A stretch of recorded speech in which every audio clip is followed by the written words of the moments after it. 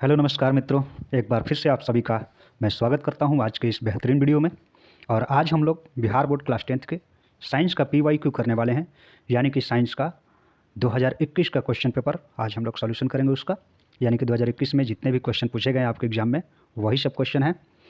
और ये सब हम इसलिए करा रहे हैं क्योंकि ज़्यादातर आप लोगों ने देखा होगा, नोटिस किया होगा कि जो बिहार बोर्ड के क्वेश्चन होते हैं, जो एग्ज़ाम होता है, उसमें ज़्यादातर क्वेश्चन रिपीटेड रहते हैं। अगर आप लोग 5 साल के पीवाईक्यू रेडी कर लेते हैं तो फिर आपको एग्ज़ाम में 95 प्लस स्कोर करने से कोई नहीं रोक सकता। इसीलिए हम इस सीरीज़ में चला रहे हैं कि मतलब बिहार बोर्ड क्लास 10th के लिए 5 साल के पीवाईक्यू आप लोगों को कंप्लीट कराने का हम प्रयत्न कर रहे हैं। तो इसी सिलसिले में आज साइंस का पीवाईक्यू है, तो आप लोग इस वीडियो में शुरू से लेकर के अंत तक बने रहेंगे।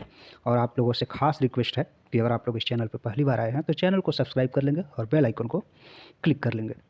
तो सबसे पहला प्रश्न आप लोगों के स्क्रीन पे आ चुका है, आप लोग देख सकते हैं। प्रश्न पूछा गया है सबसे पहला कि निम्नलिखित में कौन सा संवहन ऊतक है। 4 ऑप्शन है, एपिडर्मिस, फ्लोएम, जाइलम। और चौथे ऑप्शन में कह रहा है कि बी एवं सी दोनों, यानी कि फ्लोएम और जाइलम। तो आप लोग को पता है कि यहाँ पे ऑप्शन नंबर डी हो जाएगा, क्योंकि जाइलम और फ्लोएम दोनों ही संवहन ऊतक होते हैं। प्रश्न संख्या 2 में पूछा गया है कि प्रोटोजोआ उत्सर्जी पदार्थों का निष्कासन कैसे करता है। तो प्रोटोजोआ होता है वह उत्सर्जी पदार्थों का निष्कासन विसरण के द्वारा करता है। ऑप्शन नंबर आपका बी हो जाएगा। मनुष्य के शरीर की सबसे बड़ी ग्रंथि है, तो मनुष्य के शरीर की सबसे बड़ी ग्रंथि की अगर हम बात करें तो ये आप लोग को याद होगा, यकृत होता है, लीवर होता है। चौथा प्रश्न है कि शरीर का संतुलन बनाए रखता है, शरीर का संतुलन कौन बनाए रखता है। प्रश्न संख्या 4 में पूछा गया है और ये आपका ऑप्शन नंबर ए हो जाएगा, सेरिबेलम। यही जो दिमाग में स्थित होता है, ये शरीर का संतुलन बनाने में मदद करता है। प्रश्न संख्या 5 में पूछा गया है कि किशोरावस्था में होने वाले शारीरिक परिवर्तन का कारण है। तो प्रश्न संख्या 5 का ऑप्शन नंबर हो जाएगा डी, क्योंकि टेस्टोस्टेरोन जो होता है और एस्ट्रोजन जो होता है, ये दोनों ही किशोरावस्था में होने वाले शारीरिक परिवर्तन का कारण होता है। तो ए और बी ये दोनों आपके सही हैं, तो ऑप्शन नंबर डी को हम लोग टिक करेंगे। प्रश्न संख्या 6 है कि मानव हृदय में कितने कोष्ठ होते हैं। इंपॉर्टेंट क्वेश्चन है और आसान भी। ऑप्शन नंबर बी हो जाएगा, मानव हृदय में 4 कोष्ठ होते हैं। रक्त क्या है। प्रश्न पूछा गया है कि रक्त क्या है, ऊतक है, कोशिका है, पदार्थ है या फिर कोई नहीं है। तो प्रश्न संख्या 7वां का आपका हो जाएगा ऑप्शन नंबर ए, क्योंकि रक्त एक ऊतक है। ठीक है। जीन शब्द किसने प्रस्तुत किया। प्रश्न संख्या 8 में पूछा गया है, तो जोहानसन ने, ठीक है, जोहानसन ने जो है जीन शब्द प्रस्तुत किया था। अगला प्रश्न हो जाएगा, तैलीय कागज होता है, पारदर्शक होता है, अपारदर्शक होता है, पारभाषक होता है या फिर कोई नहीं। तो तैलीय कागज जो होता है पारभाषक होता है। क्या होता है, पारभाषक होता है, क्योंकि इसमें स्पष्ट रूप से आर पार तो दिखाई नहीं देता, लेकिन कुछ कुछ दिखाई देता है, इसलिए पारभाषक इसे कह सकते हैं। प्रश्न संख्या 10 में पूछा गया है कि लेंस द्वारा उत्पन्न आवर्धन की एसआई इकाई क्या है। मतलब एसआई मात्रक पूछा गया है आवर्धन का। तो प्रश्न संख्या 10 का जो होता है आवर्धन मात्रक विहीन होता है। ऑप्शन नंबर डी हो जाएगा। प्रकाश की चाल विभिन्न माध्यमों में समान होती है, भिन्न भिन्न होती है, या फिर ए और बी दोनों होता है, या फिर इनमें से कोई नहीं। प्रश्न संख्या 11 का आपका ऑप्शन नंबर बी हो जाएगा, क्योंकि प्रकाश की चाल अलग अलग माध्यमों में अलग अलग होती है, भिन्न भिन्न होती है। प्रश्न संख्या 12 में पूछा गया कि वायु में प्रकाश की चाल निर्वात की अपेक्षा कम होती है, ज़्यादा होती है या फिर समान होती है। तो यहाँ पे लगभग अगर देखा जाए तो समान ही होती है, क्योंकि प्रकाश की चाल निर्वात की अपेक्षा वायु में लगभग, निर्वात में जितना होता है वायु में भी लगभग उतना होता है। ठीक है। लेंस में मुख्य फोकस की संख्या होती है, तो लेंस में मुख्य फोकस की संख्या 2 होती है। आप लोग ऑप्शन नंबर बी को याद रखेंगे। विद्युत का अच्छा चालक है, विद्युत का अच्छा चालक चांदी होता है, मतलब कि चांदी में विद्युत का प्रवाह अच्छा होता है। शुष्क सेल में ऋण इलेक्ट्रोड बना होता है, शुष्क सेल में ऋण इलेक्ट्रोड बना होता है, किस चीज़ का बना होता है, तांबा का, कार्बन का, जस्ता का या फिर इनमें से कोई नहीं। तो आप लोग को पता होगा कि जस्ता का बना होता है। ऑप्शन नंबर सी हो जाएगा, ऑप्शन नंबर सी। 1 जूल का मान होता है, 1 जूल का मान कितना होता है, तो 0.24 कैलोरी होता है। ठीक है। बुझा हुआ चूना है, यहाँ पे बुझे हुए चूने का सूत्र पूछा गया है, तो ये तो आप लोग को याद होना चाहिए। प्रश्न संख्या 17 का ऑप्शन नंबर ए हो जाएगा। और ध्यान दीजिएगा, आप लोग कमेंट करते चलेंगे कि आप लोग का कितना सही हो रहा है। यहाँ पे मैं 2021 का जो पेपर करा रहा हूँ, इसमें आप लोग को पता है कि 80 ऑब्जेक्टिव रहेंगे, है ना। तो 80 ऑब्जेक्टिव में आप लोगों का कितना सही हुआ, आप लोग ईमानदारी से कमेंट करके हमें ज़रूर बताएंगे। तब तक बढ़ते हैं अगले प्रश्न की तरफ। अगला प्रश्न है कि निम्न में कौन भस्म नहीं है। 4 ऑप्शन है आप लोगों के सामने। और यहाँ पे अगर हम लोग देखें NaCl, ठीक है, सोडियम क्लोराइड, तो ये भस्म नहीं है, याद रखिएगा। अगला प्रश्न है कि जस्ता का अयस्क है, जस्ता का अयस्क क्या है? सिनेबार है, जिंक ब्लेड, बॉक्साइट या फिर सोडियम क्लोराइड। तो यहाँ पे जिंक ब्लेड जो होता है वो जस्ता का अयस्क है। सिलिकॉन है, एक धातु है, अधातु है, उपधातु है या फिर मिश्र धातु है, ये आप लोग को बताना है। तो सिलिकॉन एक उपधातु होता है। प्रश्न संख्या 21 में पूछा गया है कि अल्कोहल में कौन सा तत्व उपस्थित नहीं है? तो अल्कोहल में कार्बन, ऑक्सीजन, हाइड्रोजन या फिर नाइट्रोजन, कौन सा तत्व जो है उपस्थित नहीं है? तो यहाँ पे आप लोग याद रखेंगे नाइट्रोजन अल्कोहल में उपस्थित नहीं होता, ठीक है। मेथनोइक अम्ल का सामान्य नाम, मेथनोइक अम्ल का सामान्य नाम जो है फॉर्मिक अम्ल भी उसे हम लोग कहते हैं, यही इसका सामान्य नाम है। स्वपोषी पोषण के लिए आवश्यक है क्लोरोफिल, कार्बन डाइऑक्साइड तथा जल, सूर्य का प्रकाश। तो ये आप लोग को पता है कि ये जो तीनों चीज़ें हैं ये स्वपोषी पोषण के लिए आवश्यक होती हैं। तो यहाँ पर हम लोग ऑप्शन नंबर डी को टिक करेंगे। प्रश्न संख्या 24 में पूछा गया है कि मैग्नीशियम पाया जाता है, मैग्नीशियम किस में पाया जाता है? क्लोरोफिल में मैग्नीशियम पाया जाता है, ऑप्शन नंबर ए हो जाएगा। निम्नांकित में कौन पादप हार्मोन नहीं है? Ethylene, cytokinin, auxin, oxytocin. तो यहाँ पे आप लोग को पता है ऑक्सीटोसिन जो होता है ये पादप हार्मोन नहीं है। प्रश्न संख्या 26 में है कि फूल में नर प्रजनन अंग हैं पुंकेसर, अंडाशय, वर्तिकाग्र, वर्तिका। तो प्रश्न संख्या 26 का ऑप्शन नंबर ए हो जाएगा। पुंकेसर जो होता है नर प्रजनन अंग होता है।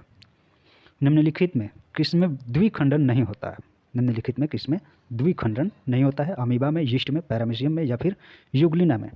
तो ऑप्शन नंबर 27 का यहाँ पे ऑप्शन नंबर बी हो जाएगा। निम्नलिखित में द्विखंडन नहीं होता है, यीस्ट में होता है, ठीक है। ऑप्शन नंबर बी को आप लोग टिक करेंगे। पारिस्थितिकी तंत्र में ऊर्जा का स्रोत है, प्रश्न संख्या 28 में पूछा गया है। तो ऊर्जा का स्रोत जो है सूर्य प्रकाश होता है, सूर्य का प्रकाश, ठीक है, सूर्य प्रकाश लिखा हुआ है, यानी कि सूर्य का प्रकाश जो होता है पारिस्थितिकी तंत्र में ऊर्जा का स्रोत है। प्रश्न संख्या 29 में है कि निम्नलिखित में से किसे आनुवांशिकी का पिता कहा जाता है? यानी आनुवांशिकी का जिन्होंने खोज किया है उन्हें ही पिता कहा जाएगा, है ना। तो सिंपल सा बात है कि इनका खोज किसने किया? तो प्रश्न संख्या 29 का ऑप्शन नंबर बी हो जाएगा, क्योंकि आनुवांशिकी का खोज जो है मेंडल ने किया था और ये इन्हें ही आनुवांशिकी का पिता कहा जाता है, ठीक है। प्रश्न संख्या 30 में पूछा गया है कि हरे पौधे कहलाते हैं उत्पादक कहलाते हैं, उपभोक्ता, अपघटक या फिर कोई नहीं। तो हरे पौधे जो हैं उत्पादक कहलाते हैं, ऑप्शन नंबर ए हो जाएगा।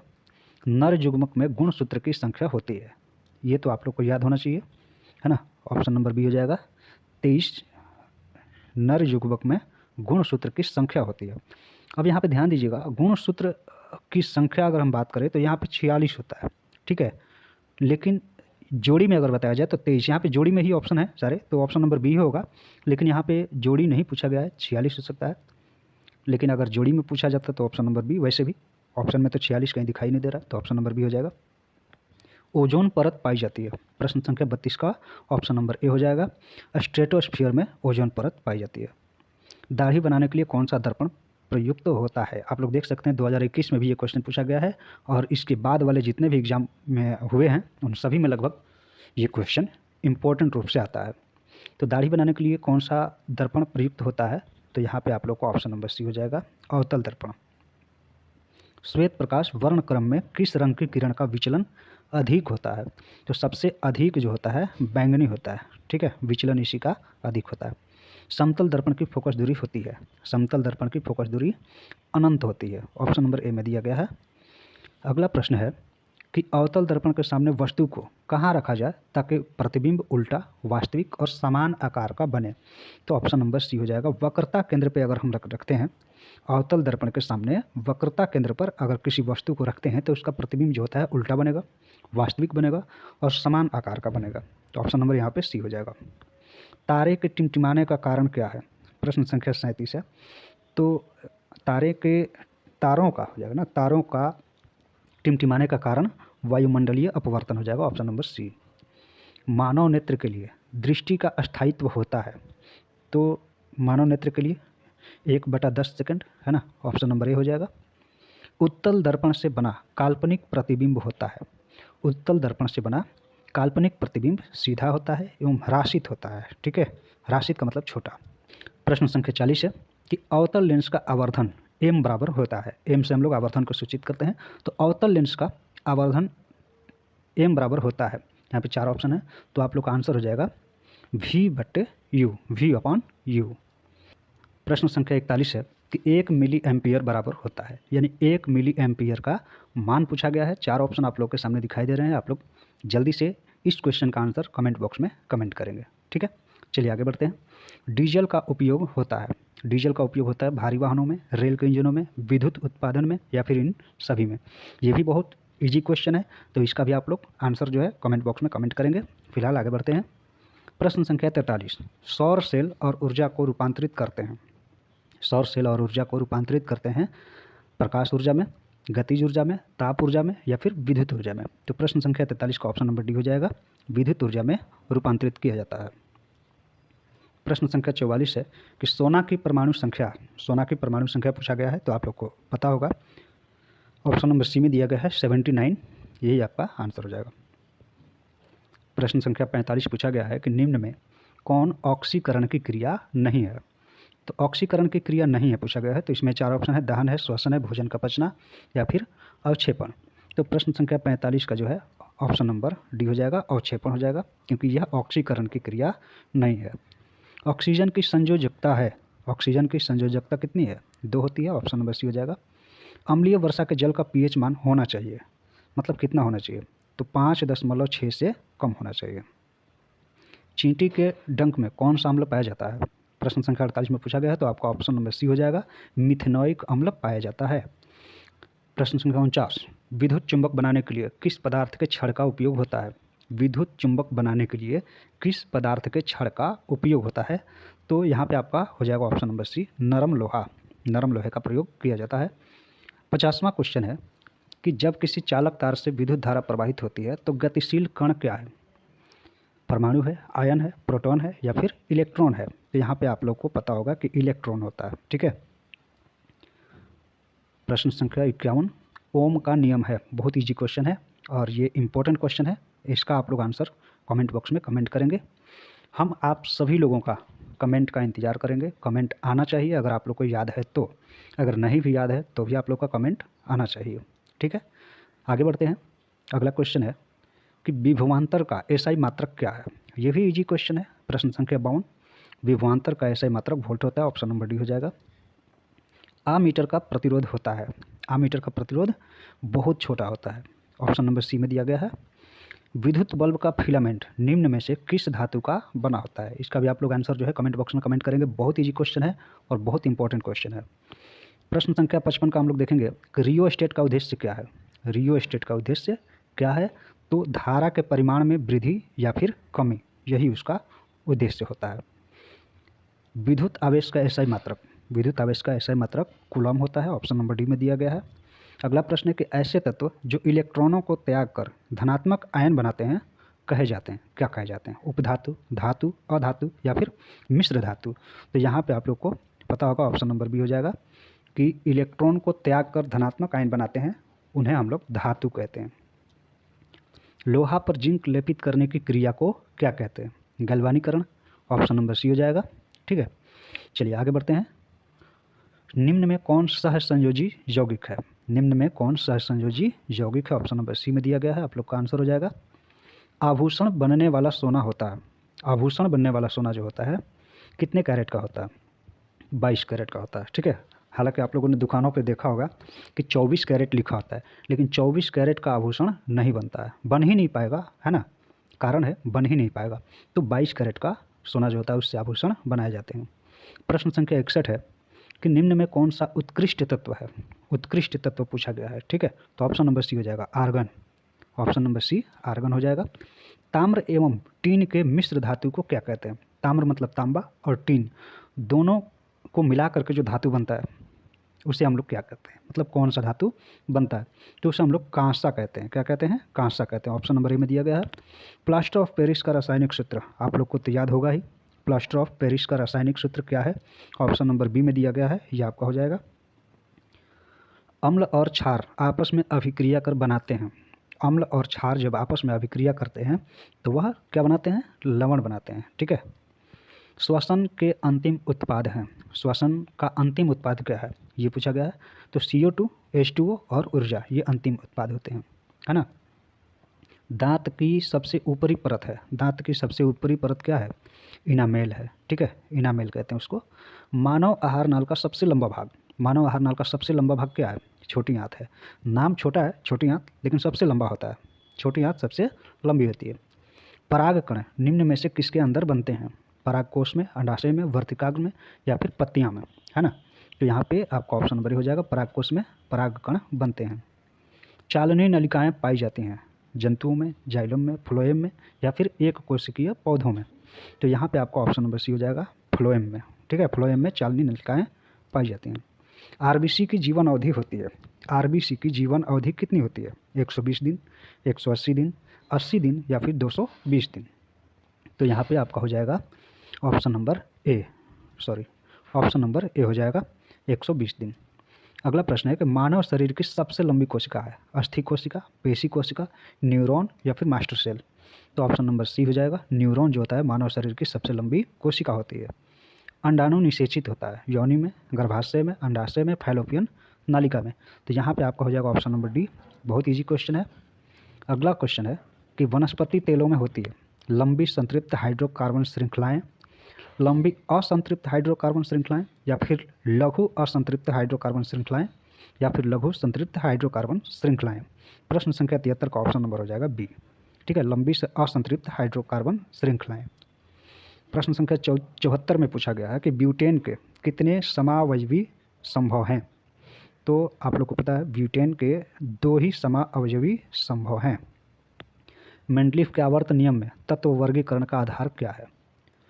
तो परमाणु द्रव्यमान जो है यही मेंडलीफ के आवर्त नियम में तत्वों का वर्गीकरण का आधार है, यानी कि परमाणु द्रव्यमान के आधार पे आवर्त सारणी में वर्गीकरण किया गया है तत्वों का मेंडलीफ के अनुसार, ठीक है।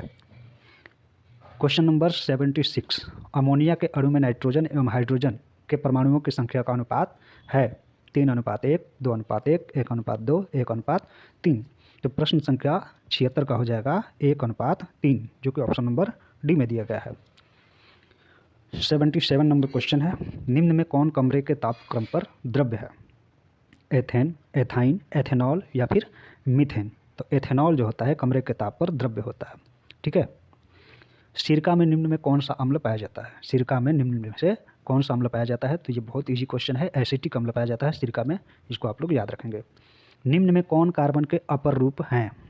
कार्बन के अपर रूप कौन सा है? ग्रेफाइट है, हीरा है, फुलेरिन है, या फिर इनमें से कोई नहीं। तो यहाँ पे आप लोग को पता है इनमें से सभी।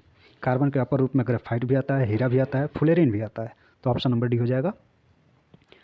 एक अणु सूत्र परंतु विभिन्न संरचना सूत्रों वाले यौगिक कहलाते हैं समावयवी, अपर रूप, उत्प्रेरक, बहुलक क्या कहलाते हैं? तो समावयवी कहलाते हैं, ठीक है। एक अणु सूत्र है लेकिन संरचना अलग अलग है, विभिन्न प्रकार के हैं, ठीक है। तो वैसे यौगिक को हम लोग समावयवी कहते हैं। तो ऑप्शन नंबर ए हो जाएगा। इस तरह से आप लोग के जो हैं 80 क्वेश्चन यहाँ पे पूरे हुए, और आप लोग ईमानदारी से बताएंगे, ठीक है। आप लोग ईमानदारी से बताएंगे कि 80 में से आप लोग के कितने क्वेश्चन सही हुए हैं। कमेंट बॉक्स में कमेंट करके ज़रूर बताएंगे। अगर कोई क्वेश्चन छूटा है तो वह क्यों छूटा है, क्यों आप लोग को समझ में नहीं आ रहा है, ये भी कमेंट करेंगे, ताकि हम आपके सभी समस्याओं का समाधान करने के लिए अगला वीडियो लेकर के आएँ। तब तक के लिए आप लोग बने रहेंगे अपने छोटे से परिवार आर्या एकेडमी के साथ। Thank you.